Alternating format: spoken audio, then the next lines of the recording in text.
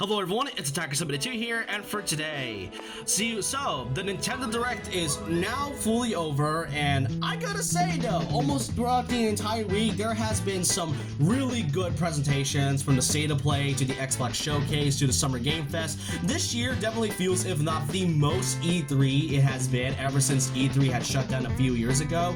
Well, now we have just gotten the latest Nintendo Direct, pretty much almost 9 months since the last presentation. Generally, it has been quite a while since then, and the real question is this Nintendo Direct any good? What kind of games did they have to show off? Well, welcome to another video where, as always, I'll be talking about all of the different highlights and then pretty much giving out my personal final score as to whether or not this Direct was all worth the wait and hype for. There's quite a lot of games I want to go over with some highlights, and I will let you know I will not cover everything that was shown from the presentation, just the ones that I find the most interesting and probably the most hype. And there are also some highlights that I do want to give comments with, because I am definitely mixed on some of the announcements that they showed off. But other than that, let's kind of get started of what this recent Nintendo Direct presentation has to show us. So the first game that Nintendo shows us is a brand new look at Rhythm Heaven Groove. This game has been getting a small bit of information within the last couple of months. It was announced all the way back in March of last year, so to actually see a new trailer was definitely great. And if I'm going to be assuming correctly, Rhythm Heaven Groove is likely going to be our final Switch 1 first-party title to ever release, while the third-party developers are able to put their games on Switch 1 and also Switch 2. I'm pretty sure Nintendo would likely make this the final first-party title to be on the original Switch before going on to the Switch 2. And you know what? It's basically a good way to end things off. I played a bit of Rhythm Heaven about years ago when it was on like the 3DS, and it was pretty fun and all. And from the looks of it, we got over 80 types of different games to go over when it comes to music levels. And most notably, from what we can tell, it seems that it will feature some sort of story mode in some cases, which has a bit of that Rhythm Heaven mechanic in this one. So yeah, pretty interesting to kind of start this off with. And our next title to go with is actually two Capcom related games, those being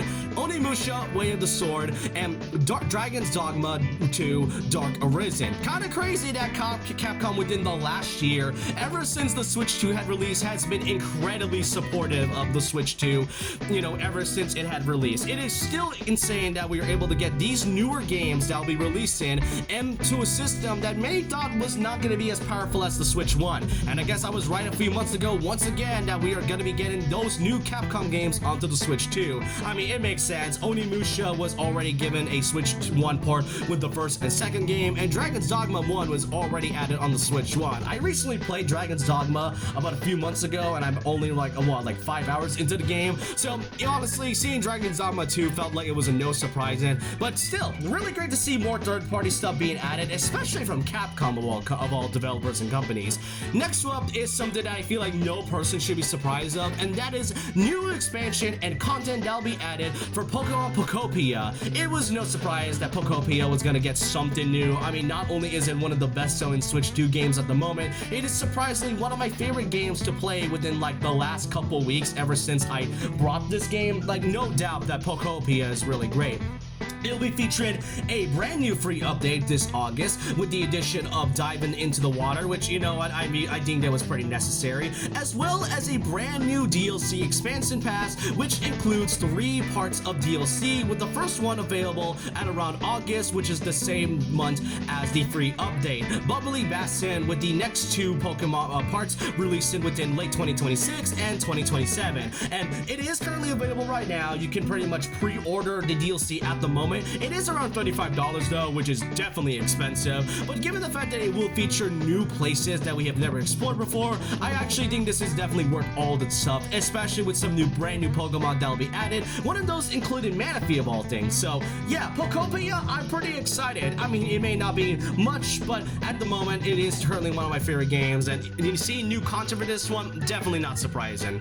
Next announcement from Nintendo is kind of a weird one, and apparently this one right here is, if I could assume correctly, is just a way for Nintendo to add some achievements in their game, and that is the DK Challenge. This is a limited time event that is only exclusive to the Nintendo Switch Online membership, and the way you do this is that you have to do these specific requirements on any of the Donkey Kong games, whether it's Donkey Kong Bonanza, Donkey Kong Country, Donkey Kong 64, the original arcade version of Donkey Kong, etc., etc., and you'll get these digital cards for No reason, I guess. I have no idea why they decided to do this. Again, I feel like this is just Nintendo's way of doing achievements for this game, and this is just a limited time event, so I am kind of confused as to why this even exists to begin with. And not to mention, there is also going to be a limited time event as well for Donkey Kong Bonanza's Emerald Rush DLC, which has a Mario related content in this one, but that's also limited time, so it's like, I'm still kind of confused why Nintendo decided to show this off. Kind of a strange thing to do, but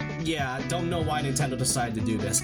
But then we get to our next announcement, one that I'm really excited about, the Xenoblade franchise. Xenoblade Chronicles 1, 2, and 3, the trilogy will now be receiving Switch 2 editions. It's about time that they decided to get that. If Xenoblade X was getting a Switch 2 edition not too long ago, I think it was about time that the trilogy of the original Xenoblade Chronicles game is gonna get something. And the biggest surprise of them all is that not only are they going to be giving this game much needed upgrades when fidelity, such as the fact that they're going to be making this game run at a smooth 1080p with 60 frames per second, but it's the fact that they actually are going to be adding new content that will be exclusive to the Switch 2 edition. Like Xenoblade 1 will be having like ride-in jet skis on the water in the first one. The second one will have you control your very own rare blades, and Xenoblade 3 has like this sort of top, like, you know, this sort of like eagle view type game, which is pretty interesting. And currently right now, Xenoblade Chronicles 1 is available with the Switch 2 edition right now. All of these are going to be $10 each though, but at least unlike Breath of the Wild and Tears of the Kingdom, where you can get that free anyway for the Switch 2 online expansion pack, as well as the, basically aside from like a frame update, this one will indeed add new content, so at least the $10 is sort of justifiable. But then after these new announcement with the Xenoblade trilogy, we got a new look at Monolith Soft's next big game, a new title that will be completely different and really have nothing related to Xenoblade Chronicles, a new chapter for the franchise, Xenoblade Genesis. This is an all-new game with a new story that takes place in an entirely different universe. And if this trailer says enough from anything, it tells me that Xenoblade Chronicles is fully done. The trilogy is now over. The entire Klaus saga has pretty much been done for a good long while. So I think it was about a new time for a new era of Xenoblade franchise. And Xenoblade Genesis so far looks amazing. The character designs look really great. I'm really curious to see what this story could really be about, but we won't really find out for sure until it releases in 2027. So it will be quite a while until then. But yeah, we now have a new Xenoblade game, more specifically a new story that does not relate to any of the trilogy whatsoever, and I'm really excited about it. Our next announcement though is definitely one I find pretty iffy about, and that is pretty much Switch Sports. Yeah, remember Switch Sports, the game that a lot of people complain for its, really weird lack of Mii's, despite the fact that they should have been the main focus and that they only feature like 8 different sports. Well, Switch Sports Resort has been announced. It'll be releasing this October here, and we got ourselves a total of 12 different sports. But don't be excited, most of these are coming from like the first game, except for soccer for some reason. But they don't really include soccer in that one, and I have no idea why, but I guess Nintendo wanted to like give a dedicated segment to thumb wrestling of all things. I mean, there are some new sports that I did find interesting, like skateboarding and thumb wrestling and all things, but I'm kind of really wondering as to why Nintendo decided to make a sequel to this when a lot of people had a lot of issues with the first game, even me included. Like, I played over 100 hours and I still feel like there could have been more with Switch Sports. So I am curious to see if Switch Sports Resort is even gonna like be some type of improvement from the first one, but I won't really hold my judgment until the game comes out. Still, I'm kind of confused why they decided to do it, but sure. The next game they decided to announce is a new trailer on Fire Emblem's Fortune's Weave. No doubt that this was like an easy prediction to make because, it has been a while since there was any new updates about it, and we got a new story, this time featuring 4 characters related as heroes, and from the new box art I'm showing you right here, yes, there will be Avatar protagonists, so if you are wondering whether or not they're going to be continuing that tradition since like Fire Emblem Awakening, then don't worry, they are pretty much doing that. But the game so far looks great. You got your typical tactical RPGs, trading with your other characters and such. This is definitely a must-buy for me since I do love the Fire Emblem franchise. I know this franchise and the whole genre of tactical RPGs isn't everyone's cup of tea, but personally, I'm really excited for Fortune's Weave in general. Our next trailer to go over is with a new look at Splatoon Raiders. Once again, the game is about to release next month in July of this year, so you are expecting at least some type of new trailer in this one. And the combat looks great. You get to level up as you go on through the story, and most notably, as part of the combat, Deep Cut will also be involved in part of it. So they're not just going to be there as like simple background characters. They actually do have a part in the story, if you can tell. And they also announced that there will be a brand new Splatoon Raiders direct presentation happening this month on June 30th. So for those Splatoon fans out there, then make sure you mark your calendars because we will be getting another presentation about this in the future. Afterwards, one of the newer announcements they showed is another third-party title coming into the Nintendo Switch 2, another Capcom one to be exact. Devil May Cry 5 will be getting its Switch 2 port in the form of Devil Hunter Edition. It will basically include the entire base game, including the Virgil DLC, and I've been playing Devil May Cry like 1 to 3 within like the last year. Love all of it. It's kind of weird though that they decided to just skip 4 entirely, even though 4 is pretty much related to the story of the Devil May Cry series, and then just kind of move straight on to 5. But hey, I don't really mind as well. Devil May Cry is definitely one of the most well-beliked games out there, and not to mention it will be releasing this month for the Nintendo Switch 2 in about a few weeks, and it will be there digitally. For some reason it's not getting like a physical version at all, but still, Devil May Cry, it was about time that Devil May Cry is going to be added something. Still weird that they decided to add 5 and not 4 of all things, but I guess I don't mind. Our next game is another title from Square Enix, a new Final Fantasy game, Final Fantasy Resonance. This is taken in the form of the HD 2D style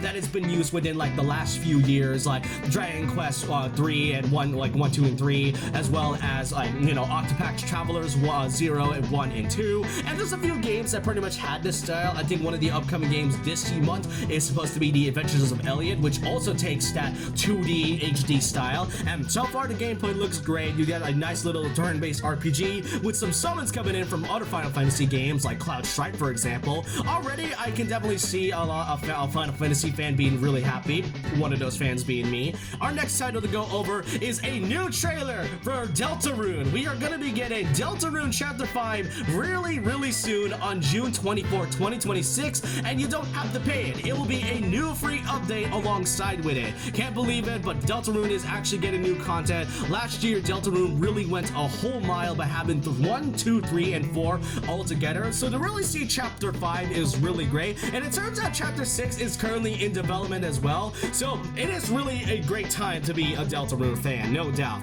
Our next trailer out right here is another new look at the Duskbloods, a game that will be developed by From Software, the same developers as Elden Ring and the Dark Souls franchise. And honestly, it's kind of been a while since the Duskbloods was given like any type of trailer. So the fact that we got ourselves a new trailer of this upcoming From Software game basically a year after it was first shown is really strange to me. And there's gonna be like this free early access happening within the summer of 2026. Still no release date though, which I still find odd that they decided to keep gatekeeping this whole release date from us. Like Elden Ring is getting a Switch 2 game and it got a release date not too long ago, being basically August of this year. So really weird that the Duskbloods has been really quiet about its release date, but at least we're gonna get this type of early access soon in like this summer. But yeah.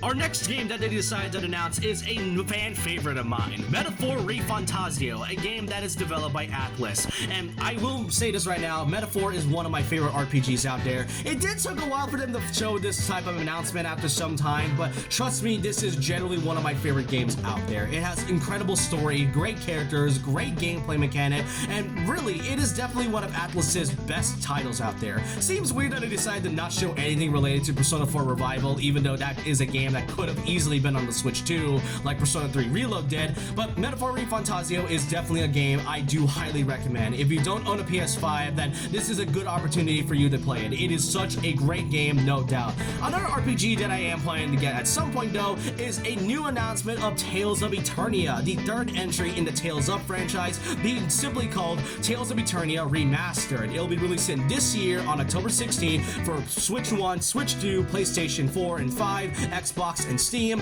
and I've been playing the Tales series within like the last few years. My first one was Tales of Vesperia. I recently bought Tales of Berseria, and about a few months ago I did play both games such as Tales of Symphonia as well as Tales of Graces F. So seeing another Tales game is definitely something. I know fans have been wanting to see other titles to be remastered at some point, like Tales of Abyss, for example, or Tales of Hearts. So seeing another Tales game is definitely great. It is the third entry in the franchise, and the gameplay from, if you all saw it, is completely different from the modern Tales games that we've been getting. So really great to see that the Tales franchise has been really paving its way onto the Switch system a lot.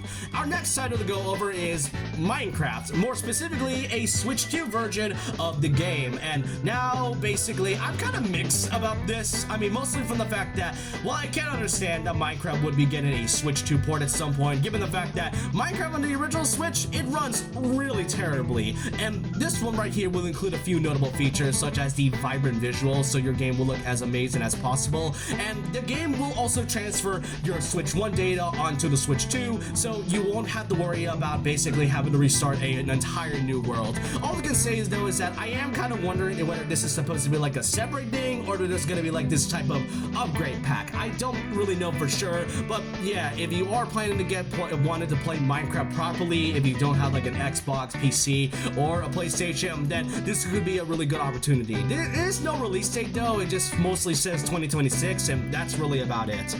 And then we get to the final announcements, one that I am incredibly excited for. First off, the Kingdom Hearts franchise is finally coming into the Nintendo Switch 2. I cannot believe it, but it is actually real. We are finally able to play the Kingdom Hearts franchise fully on the Nintendo Switch 2 of all things. If you recall, about a few years ago, I was actually able to play the literal Switch game that was only a cloud version, and many fans were rightfully disappointed, and somehow I was able to play that entire game of Kingdom Hearts 2 while on the cloud. I managed to get like 70 hours of it, which takes a lot of patience. I will let you know that right away. So it is great that we are actually able to play the entire Kingdom Hearts franchise, start to finish, starting with 1, all the way until the end of Kingdom Hearts 3. And the best of it all is that if you own any of the cloud versions, then you can simply carry that data over into the Switch 2 version. It is so great and exciting to see that we are finally being able to play this game. Like, it is so